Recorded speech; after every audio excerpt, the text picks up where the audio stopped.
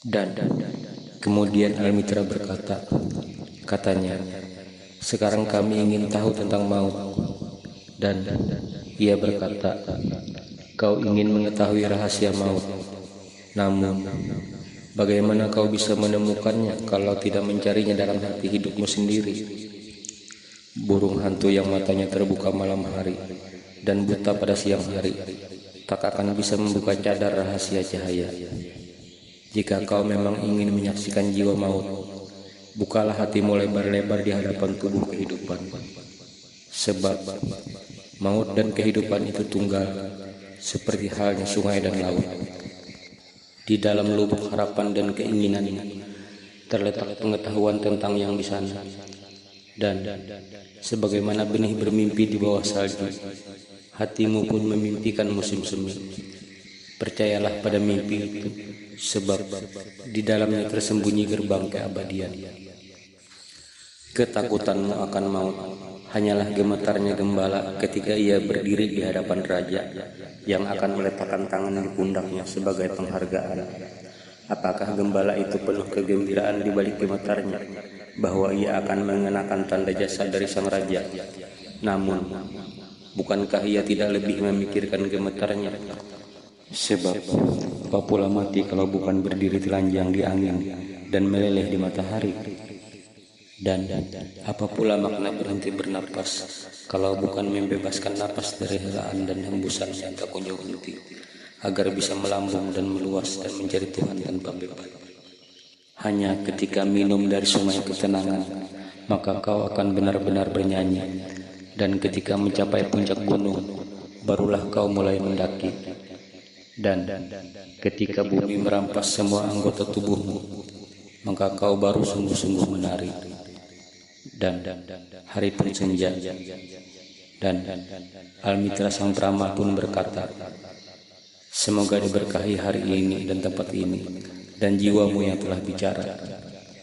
Dan ia menjawab, apakah aku yang telah bicara? Bukankah aku mendengar juga? Kemudian ia menuruni tangga rumah pemujaan, dan semua orang mengikutinya. Ia pun sampai ke kapalnya dan berdiri di dek. Dan sambil menatap mereka lagi, ia meninggikan suaranya dan berkata, rakyat Orpalese, angin mengajakku meninggalkanmu. Dibanding angin, aku tidak begitu tergesa, tetapi aku harus pergi. Kita pengembara senantiasa mencari jalan yang lebih sunyi, bermula dari entah kapan saat kita mengakhiri pada hari yang lain, dan tidak ada fajar yang menjumpai kita di tempat senjakala meninggalkan kita. Bahkan ketika bumi tidur kita mengembara. Kita adalah benih dari tumbuhan yang kukuh, dan ketika matang hati kita diserahkan kepada angin untuk dicerai-beraikan. Hari-hariku bersamamu hanya singkat, dan lebih singkat lagi kata-kata yang telah kuucapkan. Namun, jika suaraku akan memudar di telingamu, dan cintaku lenyap dari ingatanmu, aku pun akan datang kembali. Dan dengan hati yang lebih kaya dan bibir yang lebih dekat ke hati, aku akan bicara. Ya, aku akan kembali bersama air pasang. Dan meskipun maut menyembunyikanku dan keheningan yang lebih besar melingkupiku, aku tetap akan mencari pengertiannya. Dan tidak akan sia-sia pencarianku. Jika semua yang kukatakan adalah kebenaran, kebenaran itu sendiri akan mengungkapkan dirinya dengan suara yang lebih jelas dan dengan kata-kata yang lebih dekat dengan pikiran. Aku pergi bersama angin, rakyat Orpalese, tetapi tidak lenyap ke kehampaan. Dan jika hari ini bukan hari pemenuhan kebutuhan dan cintaku, maka biarlah ia merupakan janji untuk hari lain. Manusia memerlukan perubahan, tetapi cinta tidak, juga bukan hasrat agar cinta memuaskan kebutuhannya. Oleh karena itu, ketahuilah bahwa aku akan kembali dari keheningan yang lebih agung. Kabut yang perlahan lenyap pada waktu fajar, hanya meninggalkan embun di padang, akan bangkit dan mewujud kembali menjadi awan, untuk kemudian jatuh bersama hujan. Dalam keheningan malam, aku telah berjalan di sepanjang jalanmu, dan jiwaku telah memasuki rumah-rumahmu, dan detak jantungmu terasa di jantungku, dan napasmu mendesir di wajahku, dan aku mengenalmu semua. Ya, aku mengenal suka dan dukamu, dan dalam tidurmu, mimpimu adalah mimpiku. Dan sering aku berada di antaramu bagaikan danau dikelilingi gunung-gunung. Aku memantulkan puncak-puncak dalam dirimu dan landaian kelokanmu, dan bahkan kawanan burung yang melintasi pikiran dan hasratmu. Dan ke dalam keheninganku mengalir tawaria anak-anakmu, dan kerinduan pemuda-pemudamu bagaikan sungai. Dan ketika segala itu mencapai lubukku, aliran dan sungai itu tidak henti-hentinya bernyanyi. Namun, yang lebih merdu dari tawa dan lebih agung dari kerinduan memasuki diriku, ialah yang tak terbatas dalam dirimu. Manusia luas yang di dalamnya kau hanya berwujud sel dan urat, yang dalam nyanyiannya hanya berupa denyut yang tak terdengar. Dalam manusia luas itulah kau luas, dan dalam melihatnya itulah aku melihatmu dan mencintaimu. Sebab jarak apakah yang dapat dicapai cinta jika tidak di angkasa luas? Pandangan apa, keinginan apa, dan dugaan apa pula yang bisa mengatasi bubungnya? Bagaikan pohon keras yang penuh dengan bunga apel, itulah manusia luas dalam dirimu. Keperkasaannya mengikatmu ke bumi, aromanya mengangkatmu ke angkasa, dan dalam ketangguhannya kau tak bisa mati. Kau telah diberitahu bahwa bagaikan rantai, kau sama lemahnya dengan kaitannya yang paling lemah. Ini hanya sebagian kebenaran, kau pun sama kuatnya dengan kaitannya yang paling kuat. Mengukurmu berdasarkan tindakanmu yang paling sepele, sama saja dengan menduga keperkasaan samudra berdasarkan kelembutan busanya. Menilaimu berdasarkan kegagalanmu, sama dengan menyalahkan musim karena ketidakteraturannya. Ya, kau seperti samudra, dan meskipun kapal besar menanti pasang surut di pantaimu, tetapi seperti juga samudra, kau tak bisa mempercepat pasang surutmu. Dan kau juga bagaikan musim-musim, dan dalam musim dinginmu, kau menolak mengakui musim semimu. Namun, musim semi yang terbaring dalam dirimu tersenyum dalam kantuknya dan tidak merasa tersinggung. Jangan menyangka bahwa aku mengatakan itu semua agar kau berbicara satu sama lain.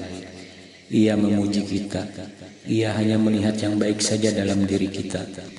Aku hanya berbicara kepadamu dengan kata-kata yang kau sendiri pahami dalam pikiranmu. Dan apa pula makna kata, kecuali bayangan dari makna yang tanpa kata. Pikiran dan kata-kataku adalah ombak dari kenangan yang tertutup, yang menyimpan catatan tentang masa lalu kita, dan tentang hari purba, ketika bumi belum mengenal kita maupun dirinya sendiri, dan tentang malam ketika bumi masih terbungkus oleh kekacauan. Orang bijak telah datang kepadamu untuk membagi kearifannya. Aku datang untuk mendapatkan kearifan, dan lihat, aku telah mendapatkan sesuatu yang lebih luas daripada kearifan, yakni semangat yang berkobar dalam dirimu, yang tak henti-hentinya semakin berkobar dalam dirinya sendiri. Sementara kau, yang tidak memperhatikan luasan kobarannya, meratapi hari-harimu yang menjadi layu. Ialah hidup yang menambahkan hidup dalam tubuh yang takut akan makam. Tak ada makam di sini. Perbukitan dan lembah adalah ayunan dan batu loncatan.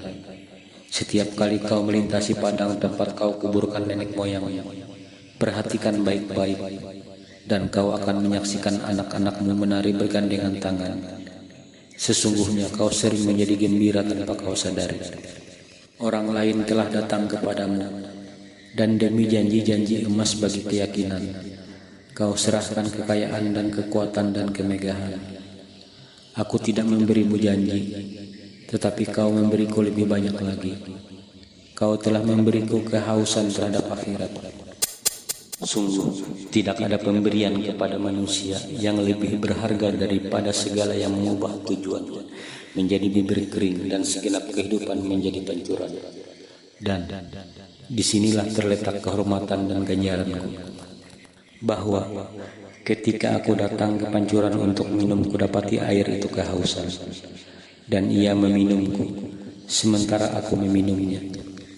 Ada di antara kamu yang menganggapku angkuh dan malu-malu untuk menerima hadiah.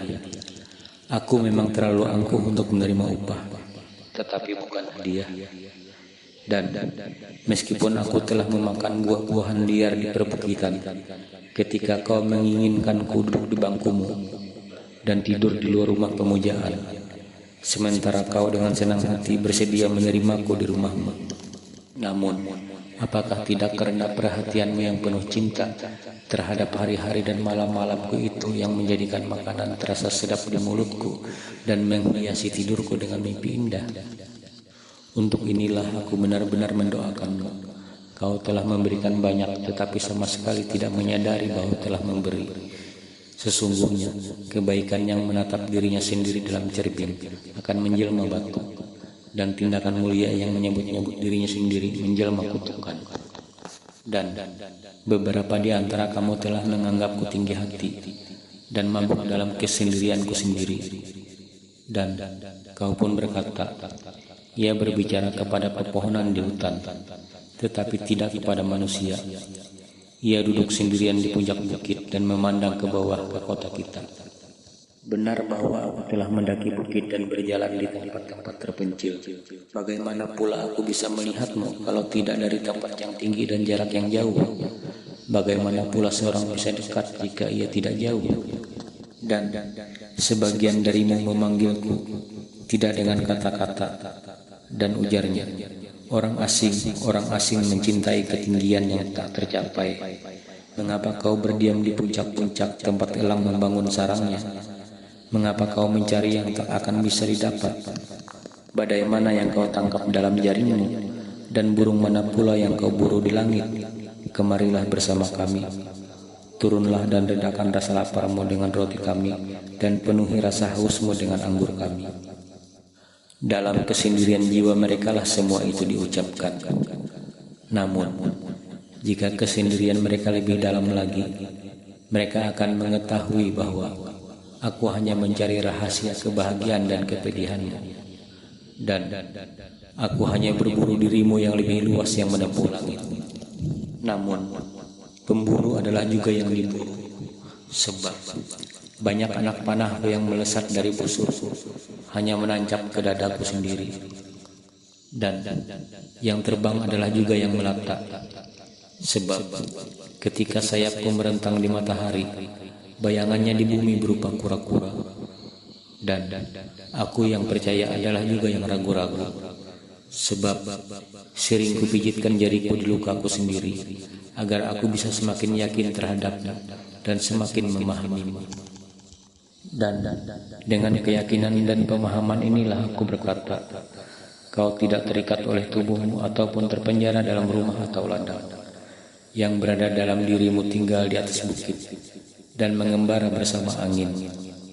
Ia bukanlah yang berangkat ke matahari mencari kehangatan atau menggali lubang gelap untuk berlindung. Namun, sesuatu yang bebas, jiwa yang melingkupi bumi dan bergerak di udara. Jika kata-kataku ini tidak jelas maknanya, jangan berusaha membuatnya jelas. Ketidakjelasan dan awan adalah awal segalanya, tetapi bukan akhirnya. Dan aku ingin kau mengenangku sebagai awal. Kehidupan, segala yang hidup, dikandung dalam kabut dan tidak dalam kristal. Dan siapa tahu bahwa kristal adalah kabut yang membusuk. Inilah yang aku inginkan darimu untuk mengenangku. Yang tampaknya paling lemah dan bingung dalam dirimu adalah justru yang paling kuat dan pasti. Bukankah napasmu yang telah menegakkan dan menguatkan tulang-tulang tubuhmu? Dan bukanlah mimpi yang tidak pernah kau impikan yang justru telah membangun kotamu dan menghiasi segala yang ada di dalamnya? Jika kau melihat naik turunnya napasmu, kau tak akan melihat segala yang lain lagi. Dan jika kau bisa mendengar bisikan mimpi, kau tak akan mendengar yang lain lagi. Namun, kau tidak melihat ataupun mendengar, dan itu baik. Cadar yang menutupi matamu akan disibakkan oleh tangan-tangan yang telah menyulamnya, dan lempung yang menyumbat telingamu akan ditusuk oleh jari-jari yang telah melemasnya. Dan kau pun akan melihat, kau akan mendengar, namun kau tak akan sedih karena telah buta, dan tidak menyesal karena telah tuli. Sebab di hari itu kau akan mengetahui maksud tersembunyi dari segalanya, dan kau akan memberkahi kegelapan seperti kau memberkahi cahaya. Setelah mengucapkan itu semua, ia melihat sekeliling, dan dilihatnya kapten-kapalnya berdiri dekat kemudi dan menatap layar berkembang dan memandang ke kejauhan. Dan ia berkata, kesabaran yang dalam adalah kapten kapalku. Angin berhembus dan layar gemetar tak sabar. Bahkan kemudi memohon arah. Namun dengan tenang sang kapten menunggu keheninganku. Dan laut-lautku ini yang telah mendengar paduan suara samudra luas, mereka pun mendengarkanku dengan sabar. Sekarang mereka tak menunggu lebih lama lagi. Aku sudah siap. Sungai sudah mencapai laut, dan sekali lagi ibu yang agung memeluk sang putra di dadanya. Selamat berpisah, rakyat Epalese. Hari ini selesai sudah. Ia tertutup bagi kita bagaikan bunga lili air menutup daun-daun bunga esoknya. Apa yang diberikan kepada kita akan kita simpan. Dan jika itu tidak cukup, kita pun harus bertemu lagi dan bersama-sama mengulurkan tangan kepada Sang Pemberi. Ingatlah bahwa aku akan kembali kepadamu sejenak lagi, dan kerinduanku akan menampung debu dan busa untuk tubuh yang lain. Sejenak lagi, saat istirahat di atas angin, dan seorang perempuan lain akan mengandungku. Selamat berpisah bagimu dan bagi masa muda yang kujalani bersamamu. Baru kemarin kita bertemu dalam mimpi. Kau telah bernyanyi bagiku dalam kesendirianku, dan aku telah membangun menara di langit. Namun, kini tidur kita telah usai, dan mimpi kita sudah lenyap, dan hari tidak lagi fajar. Jika dalam senjakala kenangan kita bertemu sekali lagi, kita akan berbicara bersama lagi, dan kau akan menyanyi bagiku dengan lagu yang lebih dalam. Dan jika tangan-tangan kita bertemu kembali dalam mimpi lain, kita akan membangun menara lain lagi di langit. Selepas mengatakan itu, ia membuat isyarat kepada para pelaut, dan segera mereka mengangkat jangkar dan melepaskan kapal dari tambatnya, dan mereka bergerak ke arah timur. Dan tangisan terdengar dari rakyat bagaikan dari hati yang tunggal, dan suara itu bangkit di senjakala dan terbawa ke laut bagaikan suara trompet agung. Hanya Almitra yang diam, menatap kapal sampai lenyap dalam kabut. Dan ketika semua pulang, ia masih berada di pinggir laut, sendirian, mengenang nyanyian yang masih tinggal di hatinya. Sejenak lagi, saat istirahat di atas angin, dan seorang perempuan lain akan mengandungku.